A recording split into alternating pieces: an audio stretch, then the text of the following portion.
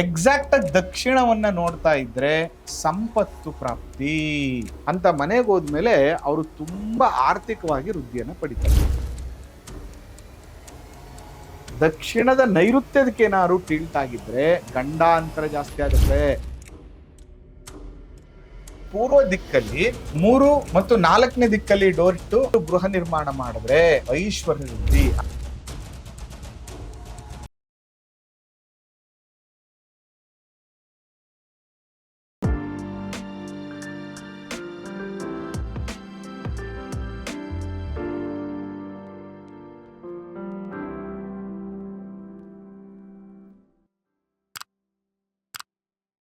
ಶ್ರೀ ಗುರುಭ್ಯೋ ನಮಃ. ಮಾಯಕಾರ ಪ್ರಭುವೇ ನಮಃ. ಗಣೇಶ ದೇವಿ ವಾಗ್ದೇವಿ ಮಮ ವಾಕ್ಯ ಸಿದ್ಧಿ ಕುರು ಕುರು ಸ್ವಾಹ. ವಾಸ್ತು ಪುರುಷಾಯ ವಿದ್ಮಹೆ ಕ್ಷೇಮಂಕರಾಯ ಧೀಮಹಿ ತನ್ನೋ ವಾಸ್ತು ಪ್ರಚೋದಯಾತ್. ಆರಾಧ್ಯ ದೈವನಾಗಿರುವಂತಹ ಮಲೆ ಮಾದೇಶ್ವರರನ್ನ ಮನದಲ್ಲಿ ನೆನೆಯುತ್ತಾ ವಿದ್ಯಾ ಗುರುಗಳ ತಂದೆ ತಾಯಿಯ ಪಾದಾರವಿಂದಗಳಿಗೆ ನಮಸ್ಕಾರವನ್ನ ಮಾಡ್ತಾ ಜಗದ್ಗುರು ಪಂಚಾಚಾರ್ಯರನ್ನ ಬಸವಾದಿ ಶರಣರನ್ನ ಮನದಲ್ಲಿ ನೆನೆಯುತ್ತಾ ನನ್ನೆಲ್ಲ ಪ್ರೀತಿಯ ವಾಸ್ತುವಿಜ್ಞಾನ ವೀಕ್ಷಕ ಬಂಧುಗಳಿಗೆ ನಿಮ್ಮ ಮುಗೂರ್ ಮಧು ದೀಕ್ಷಿತ್ ಮಾಡುವಂತಹ ಪರಿಪೂರ್ಣವಾದಂತಹ ನಮಸ್ಕಾರಗಳು. ಹೇಗಿದ್ದೀರಿ ಎಲ್ಲರೂ? ಚೆನ್ನಾಗಿದ್ದೀರಿ ಅಂತ ನಾನು ಕೂಡ ಭಾವಿಸ್ತೇನೆ. ವಾಸ್ತುವಿಜ್ಞಾನ ಕಾರ್ಯಕ್ರಮ ನಿಮ್ಮೆಲ್ಲರಿಗೂ ಕೂಡ ಬಹಳ ಇಷ್ಟ ಆಗಿದೆ. ಜೊತೆಗೆ ಬಹಳ ಖುಷಿ ಏನಪ್ಪಾ ಅಂದ್ರೆ ಕಾರ್ಯಕ್ರಮ ನೋಡಿದ ಎಲ್ಲರೂ ಹೇಳುವಂಥದ್ದೊಂದೇ, ಗುರುಗಳೇ ನಿಮ್ಮ ಪ್ರೋಗ್ರಾಮ್ನ ನೋಡಿ ನಾವು ಮನೆ ಕಟ್ತಾ ಇದ್ದೀವಿ ಅಂತೇಳಿ. ನನಗೆ ಬಹಳ ಸಂತೋಷದ ವಿಷಯ ಅದು. ಯಾಕಂತಂದ್ರೆ ನಮ್ಮ ಅನೇಕ ವಿದ್ಯಾರ್ಥಿಗಳಿಗೆ ನಾವು ಸಿಲೆಬಸ್ಗಳನ್ನು ಮಾಡ್ತೀವಿ. ಆ ಸಂದರ್ಭದಲ್ಲಿ ಯಾವುದು ಶಾಸ್ತ್ರಬದ್ಧವಾಗಿರುತ್ತೋ ಅದನ್ನ ನಮ್ಮ ವೀಕ್ಷಕರಿಗೆ ಮುಟ್ಟಿಸುವಂತಹ ಕೆಲಸವನ್ನಷ್ಟೇ ನಾನು ಮಾಡ್ತಾ ಇದ್ದೀನಿ. ಯಾಕಂದ್ರೆ ಇಡೀ ಕರ್ನಾಟಕ ಪೂರ್ತಿ ನಾನು ಬರೋಕ್ಕಾಗಲ್ಲ. ಕೊನೆ ಪಕ್ಷ ನನ್ನ ಕಾರ್ಯಕ್ರಮದಿಂದ ನಿಮ್ಮ ಕುಟುಂಬ ಸಂತೋಷವಾಗಿದ್ರೆ ಅದಕ್ಕಿಂತ ದೊಡ್ಡ ವಿಚಾರ ಇರಲ್ಲ. ಜೊತೆಗೆ ಇದೇ ಫೆಬ್ರವರಿ ತಿಂಗಳಲ್ಲಿ ನಿಮಗೋಸ್ಕರ ಯಾರೆಲ್ಲ ಮನೆ ಕಟ್ತಾ ಇದ್ದೀರಿ, ಮನೆ ಕಟ್ಟಬೇಕು ಅಂತ ಇದ್ದೀರಿ, ವಾಸ್ತು ಕನ್ಸಲ್ಟೇಷನ್ ಮಾಡಬೇಕು ಅಂದ್ಕೊಂಡಿದ್ದೀರಿ, ಕಾಂಟ್ರಾಕ್ಟರ್ ಇದ್ದೀರಿ, ಇಂಜಿನಿಯರ್ ಇದ್ದೀರಿ, ಆರ್ಕಿಟೆಕ್ಟ್, ಡಿಸೈನರ್ಸ್ ಇದ್ದೀರಿ, ನಿಮಗೋಸ್ಕರ 2 ದಿನದ ವಾಸ್ತು ತರಗತಿಯನ್ನು ನಾನು ಏರ್ಪಾಡು ಮಾಡ್ತಾ ಇದ್ದೇನೆ. 2 ದಿನದಲ್ಲಿ ಸಂಪೂರ್ಣವಾಗಿ ಏನೆಲ್ಲ ಮನೆ ಕಟ್ಟುವಾಗ, ಕಟ್ಟಕ್ಕಿಂತ ಮುಂಚೆ, ಕಟ್ಟುವಂಥ ಸಂದರ್ಭದಲ್ಲಿ ಯಾವೆಲ್ಲ ವಿಷಯಗಳನ್ನ ನೀವು ಅರ್ಥ ಮಾಡ್ಕೋಬೇಕು ವಾಸ್ತು ಅನ್ನುವಂಥದ್ದನ್ನು ತಿಳಿಸ್ಕೊಡ್ತೇನೆ. ನೀವು ಒಬ್ರು ಕನ್ಸಲ್ಟೆಂಟನ್ನು ಕರೆಸಿ ವಾಸ್ತು ತೋರಿಸುವಂತಹ ಹಣದಲ್ಲಿ ನೀವು ಸಂಪೂರ್ಣವಾದ ವಾಸ್ತುವನ್ನು ಕಲಿಬೋದು. ಯಾರಿಗೆಲ್ಲ ಆಸಕ್ತಿ ಇದೆ ಅವರು ಕರೆ ಮಾಡಿ ಇವಾಗಲೇ ರಿಜಿಸ್ಟ್ರೇಷನ್ ಮಾಡಿ, ಅತಿ ಶೀಘ್ರದಲ್ಲಿ ನಿಮಗೆ ಡೇಟನ್ನು ತಿಳಿಸ್ಕೊಡ್ತೀವಿ ಅಂತ ಹೇಳ್ತಾ, ಇನ್ನು ಯಾರೆಲ್ಲ ನಮ್ಮ ಚಾನಲ್ ಸಬ್ಸ್ಕ್ರೈಬ್ ಆಗಿಲ್ಲ ಸಬ್ಸ್ಕ್ರೈಬ್ ಆಗಿ ಮತ್ತು ಫಾಲೋ ಮಾಡಿ. ನೋಡಿ, ಇವತ್ತು ಮುಖ್ಯ ದ್ವಾರ, ಇಟ್ ಈಸ್ ವೆರಿ ಇಂಪಾರ್ಟೆಂಟ್. ಮನೆಯನ್ನ ಶುಭ ನಡಿಗೆ ಅಂತ ಕರಿತೀವಿ. ಯಾವಾಗಲೂ ಕೂಡ ಒಂದು ಮನೆಯ ಸರಿಯಾದ ಪ್ರವೇಶ ಆ ಮನೆಯ ಅಭಿವೃದ್ಧಿಯನ್ನ ಕೊಡ್ತದೆ, ಆ ಮನೆಗೆ ಸಂಪತ್ತನ್ನ ಕೊಡ್ತದೆ. ಆ ಮನೆಗೆ ಹೋದ್ಮೇಲೆ ವಂಶ ವೃದ್ಧಿ ಆಗ್ತದೆ, ಮಕ್ಕಳ ಅಭಿವೃದ್ಧಿ ಆಗ್ತಾರೆ, ಅವರು ಕೂಡ ಫೈನಾನ್ಷಿಯಲಿ ಗ್ರೋತ್ ಆಗ್ತಾರೆ.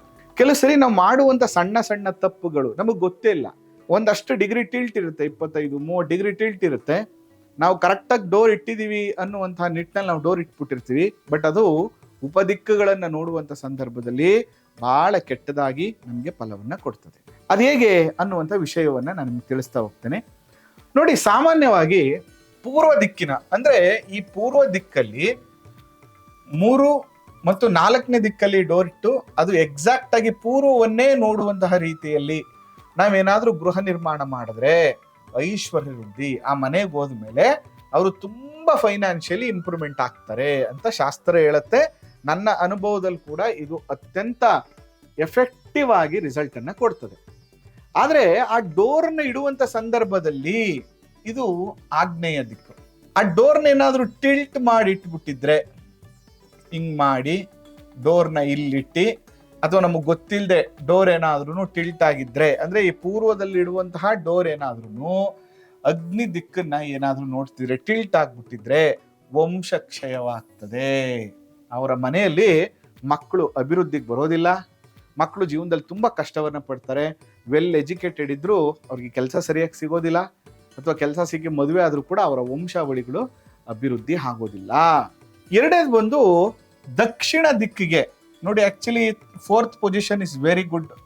ಅದು ಉಚ್ಚ ಸ್ಥಾನ, ಡೆಡ್ ಎಂಡ್ ಅಲ್ಲಿ ಕೂಡ ಇಟ್ಕೋಬಹುದು.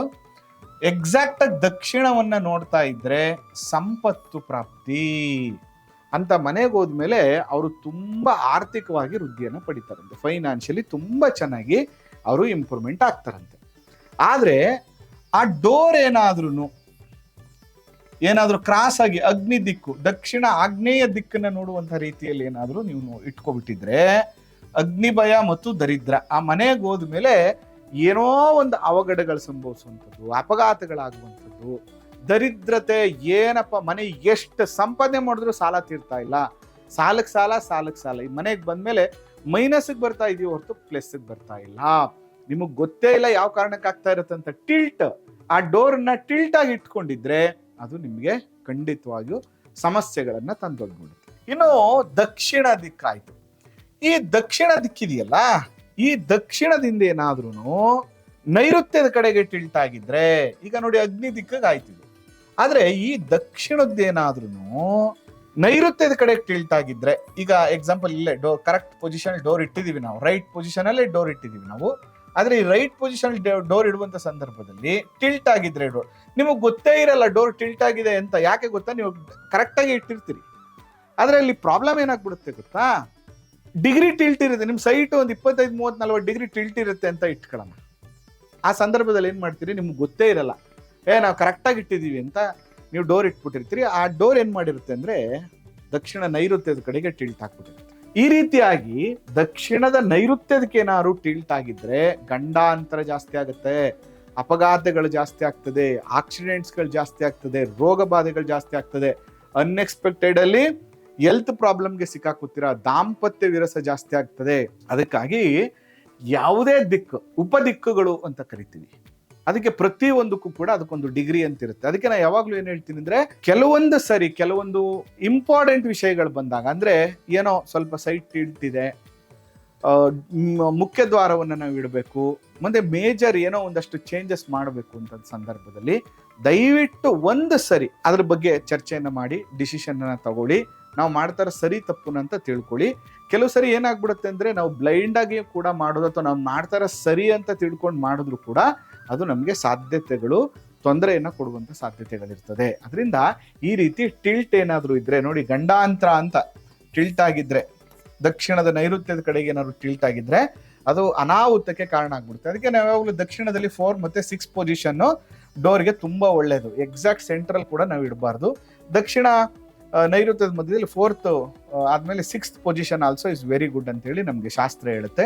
ಅದರಿಂದ ಡೋರ್ಗಳನ್ನ ನಿರ್ಣಯ ಮಾಡುವಂತ ಸಂದರ್ಭದಲ್ಲಿ ಉಪದಿಕ್ಕುಗಳನ್ನ ಹೇಗೆ ನಾನು ನಿಮ್ಗೆ ಪೂರ್ವ ಮತ್ತೆ ದಕ್ಷಿಣದ ಕಡೆಗೆ ಹೇಳಿದೆ, ಅದೇ ತರ ನೀವು ಪಶ್ಚಿಮ, ಪೂರ್ವ ಈಶಾನ್ಯ ಮತ್ತು ಉತ್ತರದ ಕಡೆ ಕೂಡ ಅದರ ಫಲಗಳನ್ನು ತಿಳ್ಕೊಂಡು ಅದು ಟಿಲ್ಟ್ ಆದ್ರೆ ಏನ್ ಪ್ರಾಬ್ಲಮ್ ಆಗುತ್ತೆ, ಮತ್ತೆ ಅದನ್ನ ಹೆಂಗೆ ಕರೆಕ್ಟ್ ಪೊಸಿಷನ್ ಅಲ್ಲಿ ಡೋರ್ಸ್ ಗಳನ್ನ ಇಡಬೇಕು, ಈ ರೀತಿಯಾಗಿ ಎಲ್ಲ ವಿಷಯಗಳನ್ನ ತಿಳ್ಕೊಂಡು ನೀವು ಮುಖ್ಯ ದ್ವಾರಗಳನ್ನ ನಿರ್ಣಯ ಮಾಡ್ಕೋಬೇಕಾಗ್ತದೆ.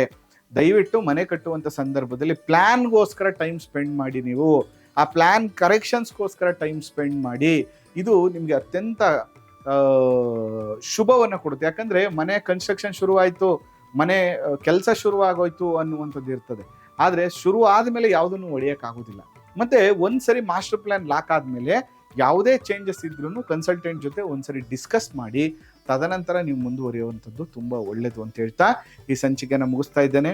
ಇನ್ನು ಅನೇಕ ವಿಚಾರಗಳನ್ನ ಮುಂದಿನ ಸಂಚಿಕೆಗಳಲ್ಲಿ ನಾನು ನಿಮಗೆ ತಿಳಿಸ್ತಾ ಹೋಗ್ತೀನಿ ಅಂತ ಹೇಳ್ತಾ, ಎಲ್ಲ ದಿಕ್ಕಿನ ಉಪದಿಕ್ಕುಗಳ ಮತ್ತು ಡೋರ್ ಪೊಸಿಷನ್ ಅನ್ನ ಕರೆಕ್ಟಾಗಿ ಅಳತೆ ಈಸ್ ವೆರಿ ಇಂಪಾರ್ಟೆಂಟ್. ನಿಮ್ಮ ಟೋಟಲ್ ಮೆಜರ್ಮೆಂಟ್ ಅಳತೆ ಇದೆಯಲ್ಲ, ಇದು ಬಹಳ ಮುಖ್ಯ. ಅದನ್ನು ತಿಳ್ಕೊಂಡು ನೀವು ಗೃಹ ನಿರ್ಮಾಣವನ್ನ ಮಾಡಿ ಅಂತ ಹೇಳ್ತಾ, ಅಕಸ್ಮಾತ್ ನಿಮ್ಮ ಮನೆಯನ್ನು ಒಂದ್ಸರಿ ನಿಮ್ಮ ಬ್ರಹ್ಮಸ್ಥಾನದಲ್ಲಿ ನಿಂತ್ಕೊಂಡು ಆ ಬ್ರಹ್ಮಸ್ಥಾನದಲ್ಲಿ ನಿಮ್ಮದು ಕಾಂಪಾಸ್ ಇಟ್ಕೊಂಡು ನಾನು ಕರೆಕ್ಟಾಗಿ ಡೋರ್ ಪೊಸಿಷನ್ ಇಡ್ತಾ ಇದ್ದೀನ ಅನ್ನೋದನ್ನು ಕೂಡ ನೀವು ಒಂದ್ಸರಿ ಕ್ರಾಸ್ ಚೆಕ್ ಮಾಡಿಕೊಂಡು ನಿರ್ಣಯ ಮಾಡ್ಕೊಳ್ಳಿ ಅಂತ ಹೇಳ್ತಾ ಈ ಸಂಚಿಕೆನ ಮುಗಿಸ್ತಾ ಇದ್ದೇನೆ. ಆ ಮಲೆ ಮಹದೇಶ್ವರನ ಅನುಗ್ರಹ ಸದಾ ನಿಮ್ಮ ಮೇಲಿರಲಿ. ನಿಮಗೂ ಕೂಡ ವಾಸ್ತು ಸಲಹೆ ಬೇಕು, ವಾಸ್ತುವನ್ನ ಕಲಿಬೇಕು, ವಾಸ್ತುಗೆ ಸಂಬಂಧಪಟ್ಟಂತ ಅನೇಕ ವಿಚಾರಗಳನ್ನು ತಿಳ್ಕೊಬೇಕು ನೀವು ಅಂದ್ರೆ ಖಂಡಿತವಾಗಿ ವಾಟ್ಸಪ್ ಮಾಡಿ, ಮೆಸೇಜ್ ಮಾಡಿ ಅಥವಾ ಫೋನ್ ಮಾಡಿ ಅಂತ ಹೇಳ್ತಾ ಈ ಸಂಚಿಕೆನ ಮುಗಿಸ್ತಾ ಇದ್ದೇನೆ. ಆ ಮಲೆ ಮಹದೇಶ್ವರರ ಅನುಗ್ರಹ ಸದಾ ನಿಮ್ಮ ಮೇಲಿರಲಿ. ನಮಸ್ಕಾರ.